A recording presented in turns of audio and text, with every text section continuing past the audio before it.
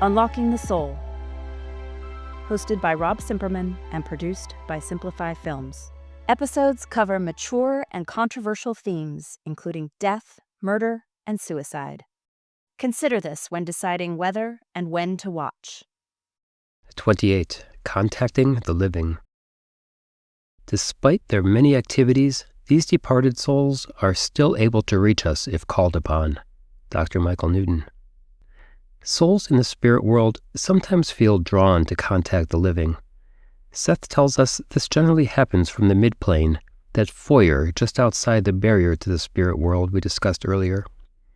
This is the plane where living people can visit during dreams, as well as a place souls can communicate most effectively. It appears that a common interaction we have with souls is in the days following the death of a loved one. While the average soul isn't very skilled at influencing the living, and sometimes completely unsuccessful, Dr. Newton gives multiple examples of a recently departed older soul trying to comfort a distraught loved one. In a typical case, a departed soul targets a part of his wife's body with the least energy blockages, the heart, behind the ear, etc. He then concentrates a beam of energy there to try to balance her body and mind. Eventually he gets her to smile, or sit upright, or reach out, and he feels her shift in energy patterns. He knows she'll be okay before moving on, but he notes he is available for additional interactions if needed, even after crossing over. Other souls are more effective using symbolism, sending verbal messages, influencing dreams, or other techniques more aligned with their abilities. Newton explains that souls are actually expected to spend some time mentally concentrating on helping those on Earth, or other physical worlds. He says they go to a space some call the place of projection, which is a field of floating, silvery blue energy.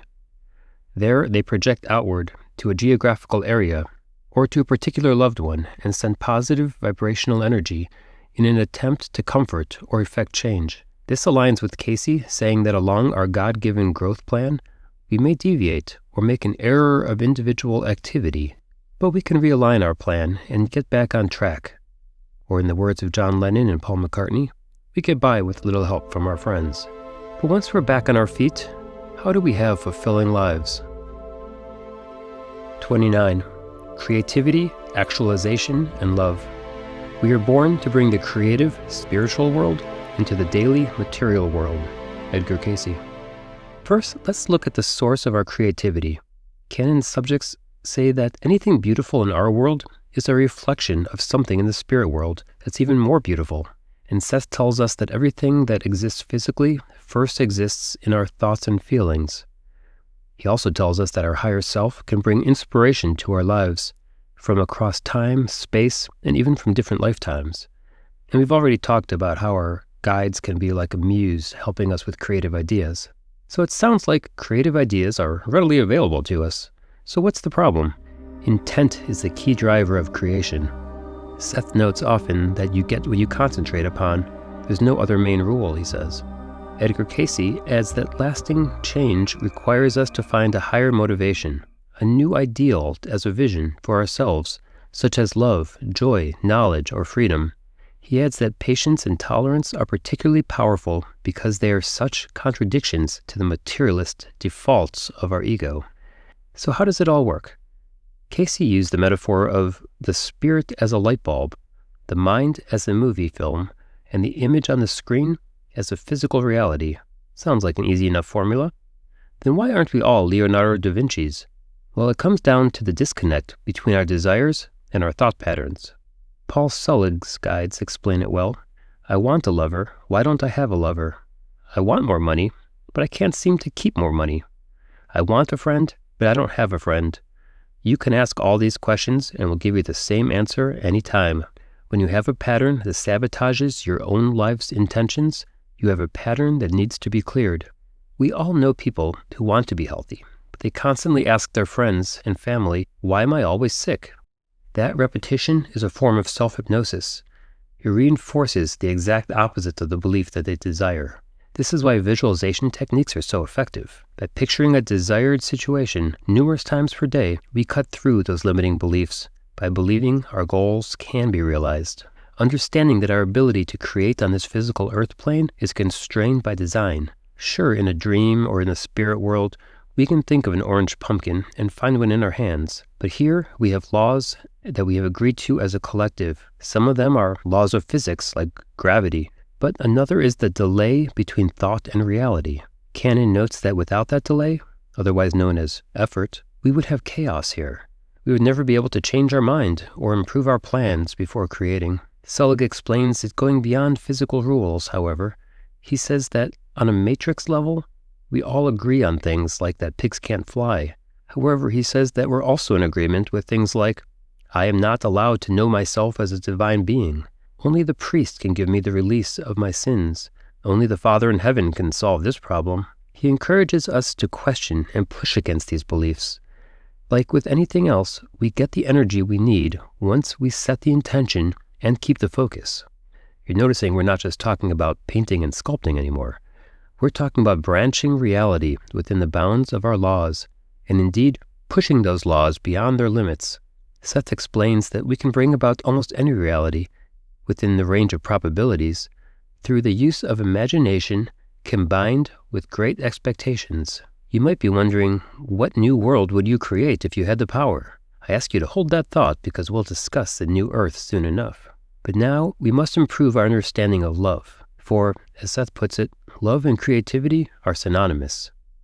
As startling as that comparison may seem, this is yet another subject on which our spiritual authorities agree. Love is the source of all being as well as all energy. A student asked Seth whether he felt love in his reality, to which Seth answered, "How should you doubt any reality could exist without love?" He explains that love is in fact the basis for any reality experienced by any consciousness. And from what we're told, experiences of pure love are common in the spirit world. Subjects told Newton that souls can envelop each other in light. When asked what that is like, he was told being wrapped in a blanket of bright light love. Canon had a subject describe an experience of pure love shown to her in the spirit world during a near-death experience. She said it was as if every ounce of everything was sucked out of me. What came into me was total, pure, unconditional love. It was so incredible, it went into every cell, and I could hardly get my breath. But what do we do when love isn't enough to keep our bodies functioning properly? 30. Health and healing. Seth tells us, you usually do not realize that your physical body is created by you at each moment as a direct result of your inner conception of what you are, and that it changes in important chemical and electromagnetic ways with every moving pace of your own thoughts. Our sources agree that emergency medicine and surgery are extremely important and beneficial, and there's no downside to setting a bone, opening a blocked artery, etc., once an ailment has progressed so far. With regards to pharmaceuticals, it's hard to argue with a double-blind controlled drug trial set against placebos. But think about that for a moment. Why is that necessary in the first place? There are many stories about the placebo effect. Doctors noticed that people in studies improved regardless of the efficacy of their drug that they ingested or the treatment they received. It means that our own minds can make our bodies healthy or sick based only on belief. There's a well-documented case of a man whose large and malignant lymphosarcoma tumors covering his body dramatically disappeared when he took a potentially breakthrough medication. But when he learned months later the drug shouldn't have worked on him, the tumors came raging back. His doctor again injected him with water and told him it was a new formulation, and the tumor disappeared again. But when it was revealed that that injection was useless, the tumor returned yet again, and he died soon after. There are also cases of dissociative identity disorder, or split personalities, causing physical changes that we don't understand. In one state of mind, they have allergy symptoms until they switch back to their other personality. Or one personality may have blue eyes while the other has green eyes. Those are traits we can't control consciously, but they seem to be controlled by something in our mind nonetheless. And all of our spiritual experts thought that their work could help us identify the energetic roots of health issues. Casey had respect for prescription medicine and surgeons, but he advocated that in all other cases, we need to take responsibility for our own healing in terms of body, mind, and spirit. But let's get back to the soul. Canon, and Casey in particular, invited the subject subconscious to do a body scan to identify energy blockages. This is done by many energy healers today. Recall Newton's first hint of past lives was when a subject pointed to a World War I injury as the cause of his shoulder pain. But how do soul's energy and memory connect to the body? You may have heard of the 7 chakras, or energy vortices. These are found in what Casey called the higher energy body, or subtle body. Think of the chakras like valves that control the flow from the infinite spirit body to the flesh, regulating and balancing the energy to something the body can work with. Casey described each of the chakras influencing the body through its linked endocrine gland. Starting at the top, that would be the pituitary, then the pineal, thyroid, thymus, adrenals, Leydig cells, and testes or ovaries. Through these glands, the activity of the mind and spirit are represented in the flesh and can cause health when flowing freely or disease when blockages exist.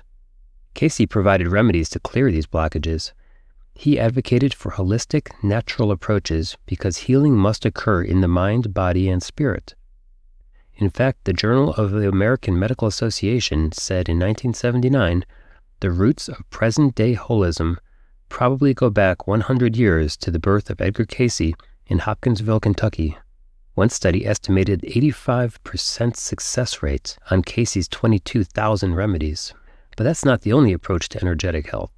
Cannon and Newton also found numerous reports of the healing temple in the spirit realm. It has a jeweled, windowed rotunda. This is where energies can be raised, which manifests in the body of its visitors as improved health. This is a place often visited between lives, such as after dying after a long-term disease of the body. Such negativity can transfer to the etheric energy body, which needs to be cleansed. But it's also available to us during a life incarnation as well. Some of Cannon's subjects said that anyone can journey to this location with practice. During a meditation, hypnosis, or out-of-body travels, it is overseen by a guardian, but all are welcome. This temple also is described as having a tapestry room. The huge tapestry of multicolor woven cables shows us all the interactions of the soul, their intertwining and influence. Some refer to this tapestry as the Akashic Records, or the Book of Life. This is a giant cosmic compendium of knowledge. It contains all the thoughts, events, and knowledge throughout the history of every planet. Cayce claimed to guide people to health by viewing their Akashic Records.